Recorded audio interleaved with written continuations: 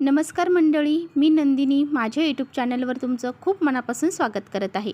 तुमच्या मनातील सर्व चांगल्या इच्छा स्वामी महाराज पूर्ण करो ही स्वामींच्या चरणी प्रार्थना करते आणि आजच्या या नवीन व्हिडिओला सुरुवात करते। येत्या 8 मार्चला म्हणजेच शुक्रवारी या दिवशी आलेली आहे सर्वात मोठी महाशिवरात्री।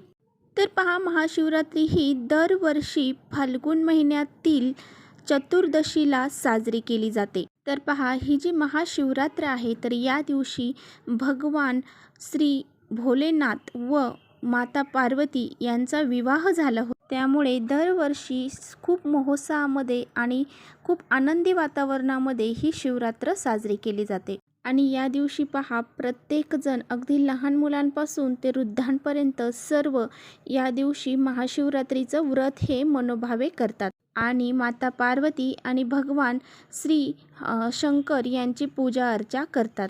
तर बघा, या दिवशी भगवान श्री भोलेनाथ हे आपल्यावरती प्रसन्न होतात। जर आपण भक्तिभावाने त्यांचे व्रत केले, पूजा अर्चा केली तर ते आपल्यावरती लवकर प्रसन्न होतात आणि आपल्या मनोकामना ह्या ते पूर्ण करतात। तर पहा, या दिवशी आपल्याला काही चुका ज्या आहेत तर त्या करणं टाळायचं आहे। जर आपण कळत नकळत ह्या चुका जर आपण केल्या तर आपल्याला केलेल्या व्रताचं फळ तर मिळणारच नाही, त्याचबरोबर आपल्या मागे सतत संकट अडचणी ह्या लागतील। तर बघा, बरेचसे लोक असे आहेत, 99% लोक म्हटलं तरी असे आहेत की ज्यांना ह्या चुका अजिबात माहिती नाहीत।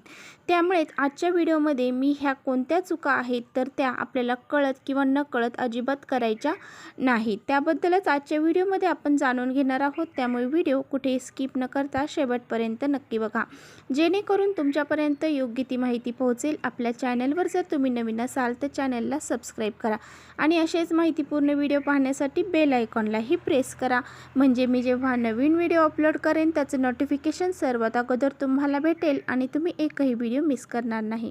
तर बघा, या दिवशी आपल्याला सकाळी लवकर उठायचं आहे, उठल्यानंतर स्नान करायचं आहे, स्नान झाल्यानंतर आणि देवपूजा आपल्याला घरातली करून घ्यायची आहे।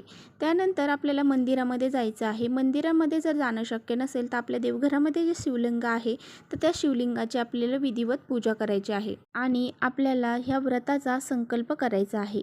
जर तुमच्या मनामध्ये खूप दिवसापासूनची इच्छा आहे आणि ती पूर्ण होत नसेल तर तुम्हाला तसा संकल्प करायचा आहे आणि हे जे व्रत आहे तर ते पार पाडायचं आहे। आणि हे व्रत करत असताना तुम्हाला उपवासाचे पदार्थ खाऊन हे व्रत करायचं आहे किंवा निराहार राहून हे व्रत करायचं आहे, याचा संकल्प देखील तुम्हाला करायचा आहे। आणि त्यानंतर पहा, आपल्या देवघरामधील शिवलिंग आहे त्याची आपल्याला विधिवत पूजा करायची आहे आणि आपल्याला शक्य झालं तर मंदिरामध्ये जाऊन सुद्धा भगवान शिवशंकरांची पूजा करायची आहे। तर बघा, आपल्याला कोणती महत्त्वाची चुका ज्या आहेत तर त्या करायच्या नाहीत। तर पहा, धार्मिक ग्रंथानुसार असं म्हटलं जातं, तर आपण भगवान शिवशंकरांची पूजा करत असताना, अभिषेक करत असताना आपल्याला जो शंख आपण वापरतो त्या शंखाचा वापर अजिबात करायचा नाही। शंखाचा वापर आपल्याला या दिवशी पूजेमध्ये करायचा नाही। असं म्हटलं जातं, शंखाचूड नावाचा जो राक्षस आहे याचा वध भगवान शंकरांनी केला होता, त्यामुळे भगवान शंकरांना पूजेमध्ये शंखाचा वापर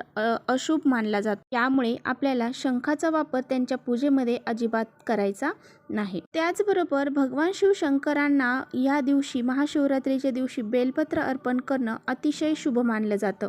परंतु आपल्याला पहा, कुठेही तुटले फुटलेलं किंवा फाटलेलं किंवा किडलेलं असं बेलपत्र शंकरांच्या पिंडीवर अर्पण करायचं नाही। आणि बेलपत्र अर्पण करताना पहा, आपल्याला ओम नमः शिवाय या मंत्राचा जप करायचा आहे आणि हे बेलपत्र अर्पण करायचं आहे।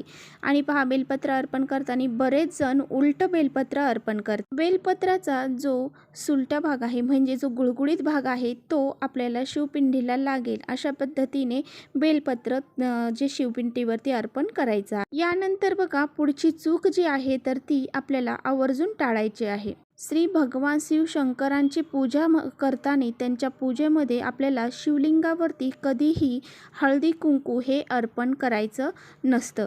रोली म्हणतात ती सुद्धा अर्पण करायची नाही। शिवलिंग हे पुरुष तत्व आहे आणि ह्या सर्व ज्या वस्तू आहेत तर त्या स्त्री तत्वाच्या आहेत, त्यामुळे शिवपिंडीवरती हळदी कुंकू अर्पण केलं जात नाही।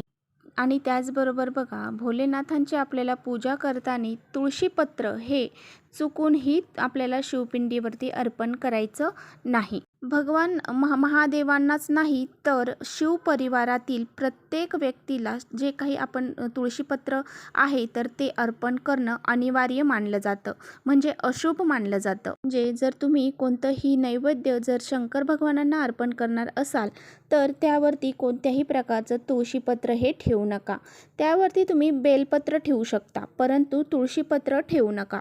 त्याचबरोबर या दिवशी पहा, केतकी आणि कण्हेर नावाची जी फुलं आहेत तर ती भगवान महादेवांना अर्पण करायची नाही. ही फुले जर आपण भोलेनाथांना अर्पण केली तर भोलेनाथांचा संताप होतो आणि ते आपल्यावरती क्रोधित होतात आणि आपल्या मागे संकट हे लागतात. त्यामुळे पहा, चुकूनही आपल्याला या दिवशी कण्हेरची फुलं आणि केतकीची फुलं ही शिवशंकरांच्या पिंडीवरती अर्पण करायची नाही. या दिवशी पहा, भोलेनाथांना बेलपत्र, शमीची जी पानं आहेत ती, त्याचबरोबर भांग आणि धतुरा यासारखी जी काही वनस्पती आहेत, ज्या काही पानं फुलं आहेत तर ती अर्पण केली जातात. जी फुलं आहेत किंवा पानं आहेत तर ती भगवान शिवशंकरांना अतिशय प्रिय आहे. ही जर आपण त्यांच्या पूजेमध्ये अर्पण केली तर ते आपल्यावरती प्रसन्न होतात आणि त्यांची कृपा आशीर्वाद सदैव आपल्यावरती राहतात. त्याचबरोबर असं म्हटलं जातं की शिवशंकरांची पूजा करताना त्यांची जी काही आपण प्रतिक्रमा करतो तर ती पूर्ण प्रतिक्रमा घालू नये, अर्धचंद्राकार प्रतिक्रमा घातली जाते. तर बघा, ह्या काही महत्त्वाच्या चुका आहेत तर त्या आपल्याला या दिवशी चुकूनही करायच्या नाही. भले तुम्ही उपवास नाही केला तरी चालेल, परंतु ह्या चुका आपल्याकडून होता कामा नये. जर तुम्हाला व्हिडिओ आवडला असेल तर व्हिडिओला नक्की लाईक करा. चॅनेलवर नवीन असाल तर चॅनेलला सबस्क्राईब करा. परत भेटूया अशा छानशा व्हिडिओसोबत. तोपर्यंत श्री स्वामी समर्थ.